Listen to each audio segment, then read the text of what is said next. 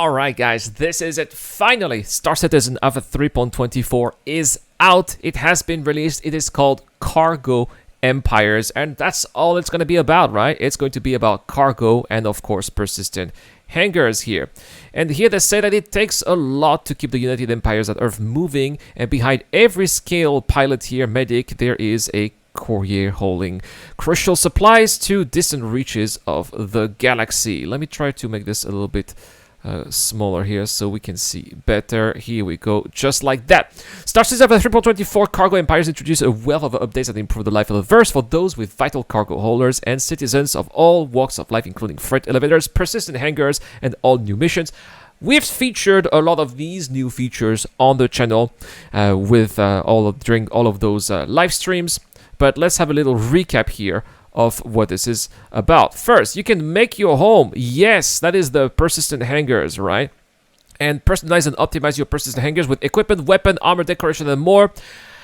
It's not working so well, but at least it's there. It's going to persist. You can even make your own racetrack, which is from a video that I've made a little bit earlier. You have to load up your own ships now by yourself, so you retrieve your ship via the new vehicle and strategically load up for the adventures at hand. Not just that, but you can also maybe load your equipment that you may store in your hangar, like bottles of water, for example. And create an empire, sort of. I suppose that's more emergent gameplay with your imagination, right? Plan and optimize your trade routes for maximum efficiency and reap the rewards of a successfully hauling enterprise. We will be doing that, guys. Expect a long video. I'm probably going to make a full live stream about next week or so. If I can play enough, because there's also Star Wars Outlaws, right, to show you how this is all going to be working, right? Learn how. Well, that's really interesting. There's a whole cargo guide as well that you can check out right here. Wow, and they even have missions here, tools of the trade, so you get to use your multi-tool, get some starting funds as well. So to get a starting fund, you can do some of the cargo hauling missions, of course. They also tell you which ships are best for cargo carriers. So, of course, there is a sale here, and they're selling you the Drake Cutter, the Titan, the Hull A with 64 SCU. The Cutlass Black, I really appreciate the Cutlass Black a lot. I do that a lot for the cargo hauling missions. The C1 Spirit, which is going to be the winner of the Ship Showdown, 64 SCU. The Freelancer at 66, but they're showing a Freelancer Max here. That's interesting. The Corsair at 72. The Taurus at 174. It's not an easy ship to load, by the way.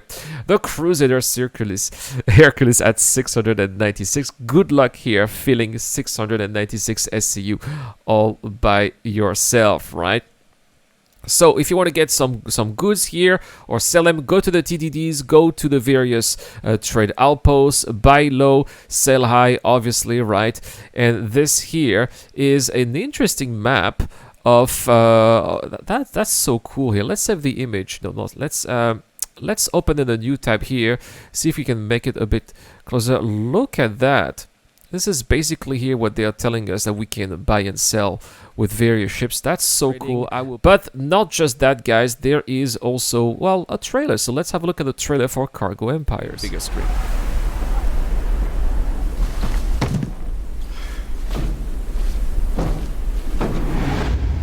Cargo Empires. Don't forget to drink your water, guys. I want the jukebox. Space, no one can hear you sing.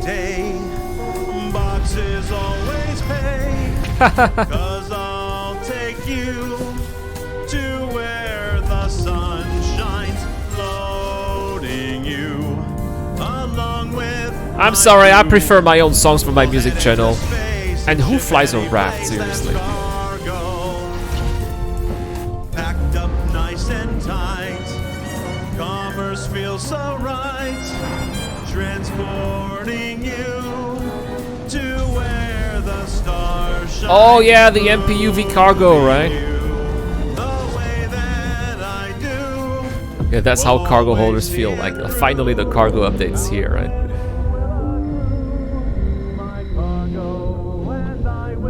Oh no.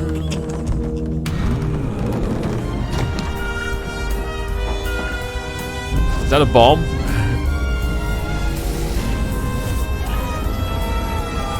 No, where are the pirates going? the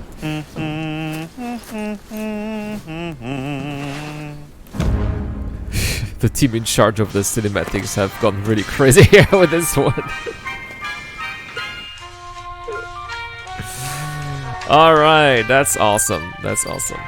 Now, of course, with it come some new features. So yeah, freight elevators are coming here. Obviously, that's where you're going to be spawning all your boxes, but also despawn them as well. Instance location V1, in this case, we're talking about the hangar module. Persistent hangar, yes, everything that you have in your hangar is going to stay and persist. Ship elevators, right, that's where they're going to be going up and down. They will no longer magically despawn in your hangar. Cargo management, you're gonna have to make sure that you properly handle your cargo. You don't have to sell everything at once if there is no supply or demand. Keep everything in your hangar and put it back in your elevator. It's all going to persist, right? Automated cargo loading. Now I'm gonna be watching this because I've never been able to make it work. So how does this work? Right, you go take your C2 Hercules. Wait a second. I have never made this work. Well, this is trash here. I suppose it only works at the major TDDs, right? Because I've never been able to do any of that at the small outposts. Well, and the new Sabre Peregrine at $185. My gosh, that is an expensive racer. I hope it does other things than racing, right? There it is, the page dedicated to the Sabre. Blink and you miss it here. The fastest Sabre yet. So already known for its lightweight aerodynamic build and power propulsion, the Peregrine pushes the Sabre straightaway speed into a totally different league. Apparently it has the legendary toughness. It's beautiful. I gotta say it's beautiful, right? Can it fight? I don't see any guns. Right? I don't see any weapons on this ship. See, it has the various paints. That's okay. Let's have a look at the Q&A. So, is Aegis Dynamics traditionally a military? So, why building a racer here? So, traditionally military, but not exclusively. While a lot of Aegis hardware is designed for military applications, Aegis and other manufacturers always look to see what other markets they can expand into based on the resources available. So, with the Raven and Firebird chassis, it made sense to provide a more civilianized version of the platform. So, due to the original ship's archetype, the Peregrine exhibits impressive forward acceleration in normal condition when using its afterburner, which is rated as one of the strongest among its competitors. What set its racing variant apart from other here? So here they say that it has an unmatched forward acceleration, enhancing the ship's racing prowess, and a stronger afterburner for reactive acceleration during difficult turns. I suppose I'll try it out, right? It's definitely a ship that I'll be giving away eventually, probably in October. We'll see. Are there any unique flight characteristics, acceleration in atmospheric flight here? Here they say that it's the shape of the ship that distinguishes it, right? Most racers are based on snub and light fighters interceptors. The Peregrine elevates the medium interceptor archetype to competition standards. So basically a competitor to the 350C, right? Or 350R, sorry. There we go, right? The 350R, exactly. In terms of maximum speed, the Peregrine is the answer to everything the Fury LX is not. These are our two unarmed racing ships. So it is unarmed. Alright, this is my answer. It does not have any weapons here. They're designed for ultimate pace setters here. So, the Fury's gimbal and main thrusters give it more maneuverability. The Peregrine is the opposite. It's all about speed here, which can accelerate to almost 30 Gs. My gosh, that's pretty crazy here. The Peregrine has an engine performance booster. Can you explain this new component and how it works? So due to the extra physical space, the performance booster means the Peregrine's performance is the best of all the Sabres. It's 13% faster compared to a Firebird, which is already fast, right? And 55% faster than the Sabre. Does it have stealth components? So the Peregrine is not equipped with stealth components, but pilots can accept its signature to be extremely visible because it's designed for speed, right? So don't accept to be discreet with the Peregrine. Does the main thruster of the Peregrine differ from those others? Here it's designed for performance and the sacrifice of heat and efficiency. So you're not going to be also traveling long distances in quantum drive, I suppose. And you're going to be spending a lot of fuel as well, probably. Why was the main single thruster design of the Raven chosen here? That's because of the rule of cool. It's a slightly revised single engine design to provide a nod to the intended racing performance. Compared to the base Sabre, the Peregrine uses 12 maneuvering thrusters instead of 12 here. And here they say that it's because they want to have better performance for the Peregrine. A higher count of maneuvering thrusters allow the ship to achieve consequently greater lateral and vertical accelerations compared to other variants of the same class, even the combat-focused ones. Maximum speed here is 267 meters in combat mode, but they do not say how it is in travel mode, unfortunately here. The fuel capacity is the same as other variant, but you can expect it to burn through faster than other Sabre variant. That's what they said already. The Peregrine is the only non-sub racing without any weapons. Good question. What are the advantages of having offensive capabilities, and which means self-defense? Okay, so what the self-defense does it have? The benefit of having no weapons is reduced weight and complexity.